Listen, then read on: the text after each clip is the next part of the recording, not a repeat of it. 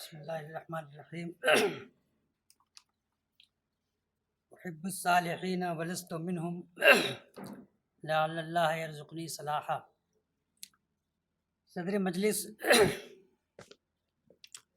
اور حاضرین محترم، مولانا محمد فاروق خان صاحب جن کی یاد کے لیے ہم سب لوگ یہاں پہ جمع ہوئے ہیں، خاکسار کا بھی آپ سے نیاز مندانہ اور طالب علمانہ تعلق رہا ہے۔ کوئی بہت لمبی چوڑی گفتگو تو میں نہیں کروں گا، انشاءاللہ چند تاثرات میں نے اپنے یہاں پر لکھ لیے ہیں، وہی آپ کو پڑھ کے سناتا ہوں۔ اس طرح سے انشاءاللہ ارتکاز بھی رہے گا اور مولانا ارشد صاحب کو زحمت بھی نہیں ہوگی۔ میں چند منٹوں میں اپنی بات ختم کر لوں گا۔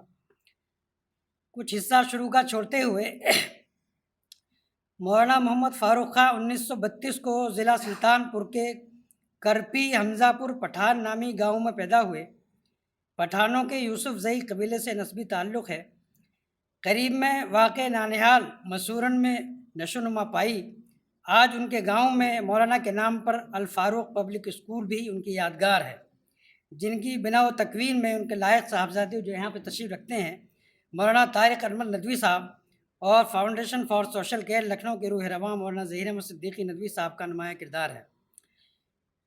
مولانا فاروق خان صاحب نوجوانی میں ہی جماعت اسلامی سے وابستہ ہو گئے تھے۔ تعلیمی سلسلہ ہائی اسکول تک پہنچا تو موزہ کونڈا اعظم گڑھ آئے، جہاں ان کی رشتہ داریاں تھیں۔ وہیں ایک دینی ادارے میں تدریس کی ذمہ داریاں انجام دینے لگے، جہاں انہوں نے 11 سال تک پڑھایا۔ اعظم گڑھ میں قیام کے دوران ہی مولانا غالب حسن اصلاحی اور قرآن کے رمز شناس مولانا حافظ امانت اللہ اصلاحی کی صحبتوں نے مولانا محمد فاروق خان صاحب کو قرآن پاک کے مطالعے اور تدبر کی راہ کا رہنما بنا دیا۔ مولانا نے اپنے شوق سے عربی زبان سیکھی اور اس میں اتنا درک بہم پہنچایا کہ ابن قیم کے ایک رسالے کو عربی سے اردو میں منتقل کیا۔ ہندی زبان میں آپ نے ایم اے کیا تھا۔ ہندی میں آپ کی مہارت کے پیش نظر رامپور میں ادارہ الحسنات کے بانی اور جماعت کے اکابر میں سے ایک بزرگ جناب ابو سلیم محمد عبدالحی صاحب نے ان کو قرآن کریم کا ہندی ترجمہ کرنے کے لیے بلایا۔ چنانچہ 2-3 سال کے اندر ہی ان کے قلم سے ہندی میں قرآن پاک کا ترجمہ سامنے آیا، جو بہت مقبول ہوا۔ ترجمہ قرآن کے سلسلے میں رامپور کے مرکز جماعت میں وہ مولانا سعدالدین اصلاحی صاحب سے بھی استفادہ کرتے رہے۔ ہندی ترجمہ قرآن کے بعد مرکز جماعت اسلامی ہند کے پروجیکٹ کے تحت مولانا سید ابو الاعلیٰ مودودی رحمۃ اللہ علیہ کے اردو ترجمہ قرآن کو بھی ہندی زبان میں منتقل کیا، جس کو ہاتھوں ہاتھ لیا گیا اور جو اس وقت مقبول ترین ہندی ترجموں میں شامل ہے۔ اس کا دیباچہ مولانا مودودی نے بھی لکھا تھا۔ مولانا فاروق خان صاحب نے ترجمہ و تفسیر کے سلسلے میں مولانا مودودی سے مراسلت بھی کی۔ چنانچہ مکتوبات مودودی کے ایک نئے مجموعے میں مولانا فاروق خان صاحب کے مولانا مودودی کے نام متعدد مکاتیب پائے جاتے ہیں، تقریباً 12 مکاتیب ہیں۔ متعدد آیات کی تفسیر و توضیح میں مولانا مودودی نے مولانا فاروق خان صاحب کی رہنمائی فرمائی تھی۔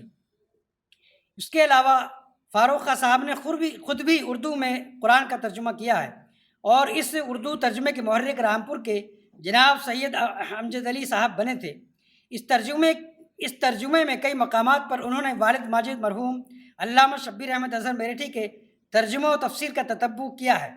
اس کے 2 ایڈیشن نکل گئے ہیں، اور اس کے علاوہ پاکستان اور کشمیر میں کئی صاحب خیر حضرات نے ان کے ترجمے کو شائع کرا کر فی سبیل اللہ تقسیم بھی کیا ہے۔ یہاں تک کہ دہلی کے معروف مدرس قرآن اور شگفتہ بیان وائز مولانا اخلاق حسین قاسمی صاحب نے بھی اس ترجمے پہ مولانا فاروق خان صاحب کو مبارکباد دی تھی۔ جب مولانا کا ترجمہ قرآن منظر عام پر آیا تو مجلہ اردو بک ریویو نے خاکسار کو اس پر ترجمہ کرنے کا مکلف بنایا۔ چنانچہ اس پہ میں نے تبصرہ کیا، جو اس مذکورہ مجلے میں چھپا۔ مولانا اس ترجمے کے بارے میں خود لکھا ہے کہ یہ ترجمہ حتی الامکان عربی متن سے قریب تر رہ کر کیا گیا ہے۔ پھر یہ ترجمہ جس زبان یعنی اردو میں پیش کیا گیا ہے، اس کے اسلوب اور مزاج کا بھی حتی الامکان لحاظ رکھنے کی کوشش کی گئی ہے۔ مولانا فاروق خان صاحب کے ہندی ترجمہ قرآن کے ذریعے کئی غیر مسلموں کو قبول اسلام کی تحریک ملی۔ اس کے علاوہ انہوں نے ہندو مذہب سے متعلق بھی کئی کتابیں لکھیں، مثلاً ہندو دھرم کی جدید شخصیتیں، ہندو دھرم کی کچھ قدیم شخصیتیں۔ مولانا فاروق خان صاحب ایک لمبی مدت تک معروف ہندی اسلامی جریدے کانتی سے بھی وابستہ رہے۔ مولانا نے ہندی ترجمہ قرآن میں بعد میں حواشی بھی لکھے، جس میں اختصار کے ساتھ قرآن کریم کے تمام انسانیت کے لیے خدا کا آخری پیغام ہونے کو مؤثر انداز میں ابھارا گیا ہے۔ ان کے ترجمے اور تفسیری حواشی میں غیر مسلم ذہن کو، خاص طور پر برادران وطن یعنی ہندو ذہن کو سامنے رکھا ہے، جو اپنے فلسفہ و فکر پر بہت نازاں ہیں۔ اپنے ترجمے قرآن نیز درسوں میں مولانا قرآن کریم کے شاہانہ اسلوب کو بہت اہمیت دیتے تھے، اور اس حوالے سے بہت سے آیات کے ترجموں اور مفہوموں میں دوسرے مترجمین سے اختلاف کرتے تھے۔ مولانا فاروق خان صاحب ہندوستانی مسلمانوں کے ان چند گنے چنے لوگوں میں سے تھے جنہوں نے ہندو فلسفہ و فکر کو گہرائی کے ساتھ ہندی و سنسکرت میں پڑھ کر سمجھا تھا۔ وہ اس ملک کے ذہن و مزاج کو اچھی طرح سمجھتے تھے، لہٰذا انہیں مخاطب کرنے کی صلاحیت بھی رکھتے تھے۔ برادران وطن کو مخاطب کرتے ہوئے مولانا فاروق خان صاحب ان کی زبان اور لفظیات ہی نہیں بلکہ ان کے لہجے، انداز، طرز استدلال اور طرز بیان بھی وہ اختیار کرتے جو ان سے ہم آہنگ ہوتا۔ یہی وجہ ہے کہ ہم نے بارہا دیکھا کہ پرانی دلی کی گنجان گلیوں کو پار کر کے جہاں کھوے سے کھوا چھلتا ہے، غیر مسلم ان کی محفلوں میں پہنچا کرتے تھے اور ان کی باتیں دلچسپی سے سنتے تھے۔ ایک بار خاکسار مولانا کی زیارت کو گیا تو بھرت جھنجھن والا جو معاشی کالم نگار ہیں ان کو وہاں موجود پایا، جو اپنی ایک حیثیت پر مولانا کے تاثرات معلوم کرنے کے لیے آئے ہوئے تھے۔ اسی طرح ملک کے مختلف شہروں میں انہوں نے کتنی ہی محفلوں، مجلسوں اور سیمیناروں کو خطاب کیا جن میں شرکاء کی اکثریت برادران وطن پر مشتمل تھی اور اسلام کا مثبت تعارف ان کے درمیان پیش کیا۔ قرآن کریم کی طرح ہی ان کو حدیث و سنت سے بھی بہت شغف تھا، اور ان کی کتاب کے کلام نبوت ہندی اور اردو دونوں زبانوں میں، جس کے 7 حصے ہیں، کا اس لحاظ سے اسلامی لٹریچر میں ایک خاص مقام ہے کہ اس مجموعے میں اسلام کو ایک مکمل فلسفہ حیات اور نظام زندگی کی حیثیت سے پیش کیا گیا ہے، آسان اور رواں زبان میں پیش کیا گیا ہے، طرز بیان عقلی اور تحلیلی ہے۔ اس کام کے لیے قیم جماعت مولانا افضل حسین صاحب محرک بنے تھے۔ یاد رہے کہ مولانا فاروق خان صاحب ایک باکمال شاعر بھی تھے، فراز تخلص کرتے اور ان کا دیوان حرف و صدا شائع ہوا ہے، اور یہ شعر و ادب جو ہے وہ ہندی اور اردو دونوں زبانوں میں ہے۔ شعر میں انہوں نے والد ماجد علامہ شبیر احمد اظہر میرٹھی سے بھی اصلاح لی تھی، جو فن عروض کے ماہر تھے۔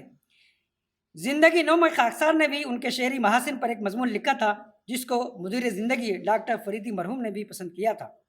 جماعت اسلامی سے فکری و عملی وابستگی کے ساتھ ہی مولانا فاروق خان صاحب کے بارے میں یہ بات سبھی لوگ جانتے ہیں کہ وہ فکر فراہی کے خاص خوشہ چینوں میں تھے، اور اس مکتب فکر کے بڑے علماء علامہ فراہی، مولانا امین حسن اصلاحی، مولانا امانت اللہ اصلاحی اور استاذ محترم مولانا عنایت اللہ سبحانی صاحب سے بہت متاثر تھے۔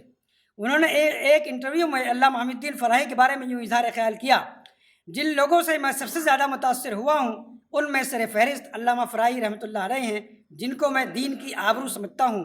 علامہ فراہی بہت گہرے آدمی تھے۔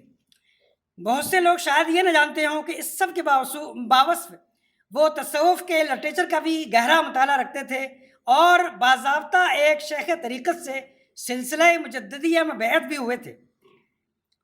راقم خاکسار بچپن سے ہی مولانا کے نیاز مند رہا، بارہا ان سے ملنے، ان کے پاس بیٹھنے اور ان سے گفتگو کرنے کے مواقع ملے۔ پرانی دہلی میں جماعت کے قدیم دفتر میں مولانا عرصہ دراز تک مقیم رہے۔ شروع کے 2 کمرے ان کی کتابوں کے لیے خاص تھے، تھوڑا سا اور آگے بڑھیے تو ان کا رہائشی کمرہ تھا، وہ بھی کتابوں سے اٹا ہوا، اور کتابوں کے درمیان مولانا درویشانہ شان سے رہا کرتے۔